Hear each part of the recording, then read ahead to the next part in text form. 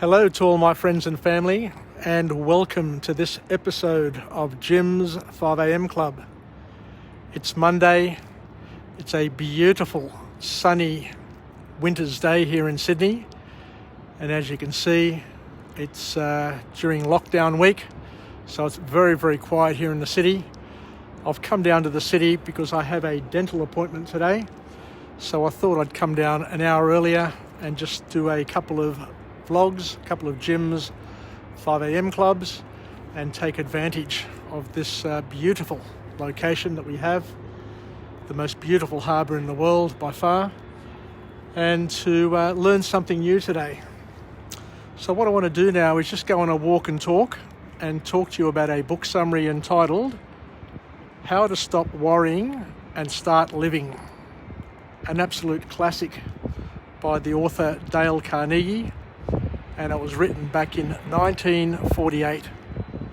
I just can't believe that that long ago there was such progressive material that had been written on personal development, on personal management, and a lot of the lessons, a lot of these truths are very, very valuable. Actually, I picked up quite a few nice little points, nice little life hacks from this book, and I hope you can enjoy them as well.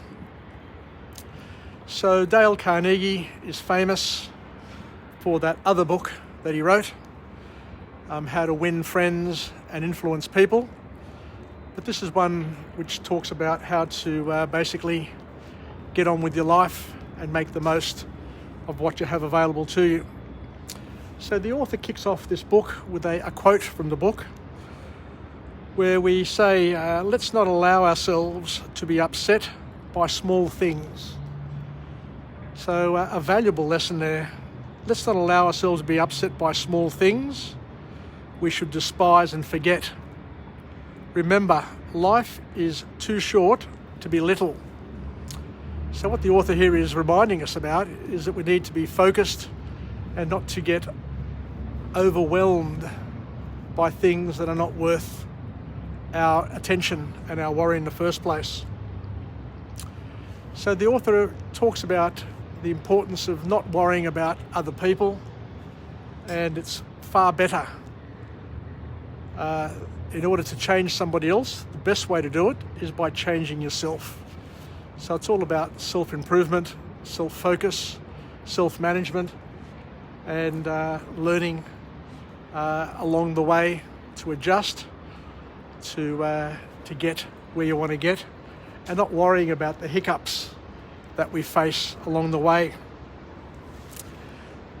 The first formal point to come out of this book is an absolute cracker.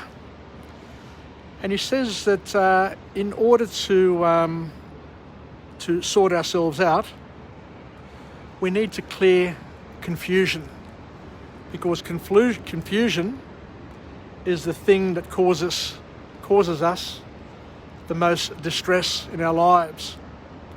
And Dale Carnegie gives us a 3-step process to help us identify and eliminate the worry that confusion causes.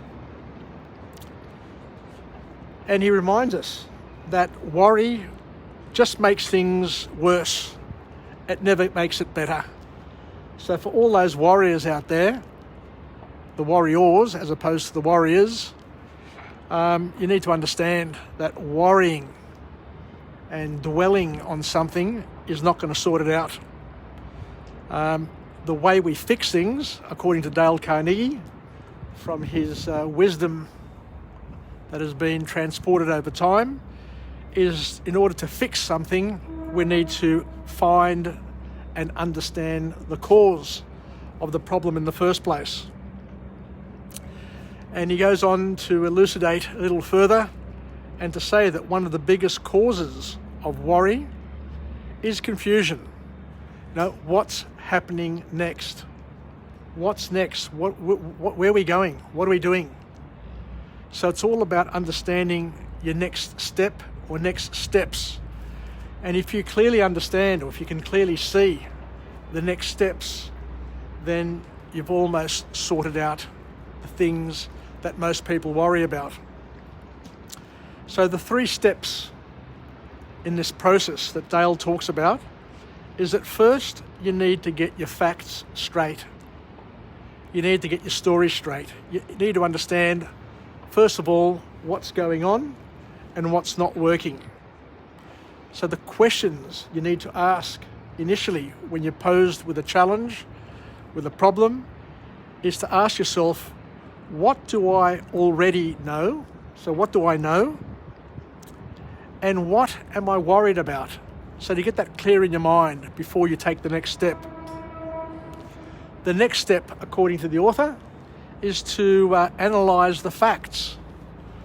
Now, gather the facts, analyse the facts, and most importantly, to figure out some options. Options are various solutions. Like there's more than one way to solve a problem.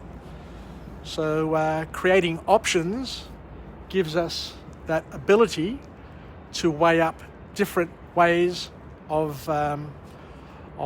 figuring out or doing what we need to do to solve the problem at hand. And the last point is the point that I guess I love the most. The last point is, once you decide what you're going to do, stick to that decision. We live in a world today where people make decisions, and instead of people implementing and following those decisions, they just want to debate it. They just want to discuss it. They just want to create more options and not get on with it. I remember when I was working at IBM years ago, one of the sales directors there said, guys, I get paid to create the direction, and you guys get paid to implement and get it done. So once we've decided what we want to do, we just got to do it and just stick to it until we come to a juncture, until we come to a decision point where we review what we've done and how we're going, and we may change our decision. But chances are we'll just stick to it, because a strategy is a strategy. Once you've decided to do something, you've got to stick to it for as long as you can until you get the output or the outcome that you desire. So the bottom line, according to Dale Carnegie, is that we need to use common sense wherever possible to disarm our worries. The second formal point to come out of this wonderful book is that we need to put a stop loss on things in our life that causes us stress, grief, and anxiety.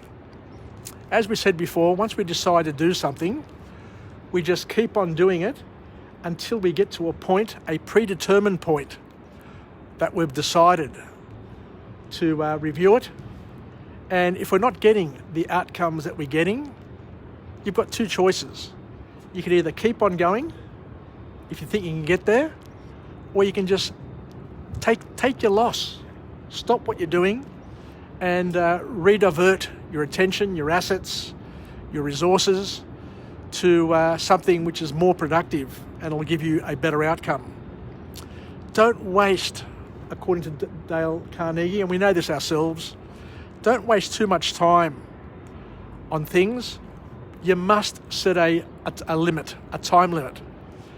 Whether or not you're buying property, whether or not you're buying shares, there comes a point where you just need to cut your losses or bank your gains. Because good things don't last forever. But like everything, we need to have a goal, we need to have a target in terms of what we want to achieve. And if we're not getting there, then we have to decide to do something else, cut our losses and move on, or just stick to it for a little bit longer. So the author then goes on to say that we need to focus on the things that we can change. Stop worrying about the things that you can't change or influence, because that's a waste of time and energy as well. And most importantly, regardless of what you've done, and I do this with my stockbroker all the time, once you decide to get out of a stock, once you decide to sell or close out a trade and do something different, don't worry about it. Move on. Don't go back looking at the decision that you've made and beat yourself up. You've got to learn to forgive yourself, to forgive those around you, and just move on. It's just not worth it dwelling and looking back and living life in the rearview mirror. And the last formal point to come out of this book is the power of criticism. So Dale says, and a lot of motivational speakers and management gurus say the same thing. If you want to grow and develop, if you want to be the best version that you can possibly be of who you are, you need to welcome and to use and leverage criticism. Criticism can also be called feedback, and it can be things such as compliments. It could be things that are negative. It could be things that you can improve, or it can just be swipes that people are throwing at you. But Dale says something very, very profound here. He said that you should accept every criticism that you receive from whoever it is as a compliment, instead of obsessing over it from a negative perspective. Feedback at the end of the day is the key to growth. But not all criticism is constructive or productive. So you need to be able to identify and to focus in on the criticism that is productive. So the productive criticism that you can use, that you can leverage, but you also got to understand that there is other criticism that people throw your way, not because they hate you, not because they don't respect you. It's just it's human nature for people, I guess not necessarily to be jealous, but people are always benchmarking and baselining their own capabilities against people around them. And sometimes people verbalize their own insecurities and project their own faults and disappointments in their own lives and project them onto other people. So if somebody says something to you which is not all that productive or constructive, just don't take it personally, I guess is the point that the author is saying. Just welcome it. Let it just run off your back. Don't focus on it. Don't think about it. And just leave it be. Because holding on to that sort of stuff can be damaging and counterproductive. So it leads to the next point, that you need to decide. You need to make a very, very good decision, and you need to decide on who to listen to and who to ignore. There are people around us. Everybody is welcome to an opinion. Everybody is entitled to their opinion. But the most important lesson of all is that not every opinion has the same weight.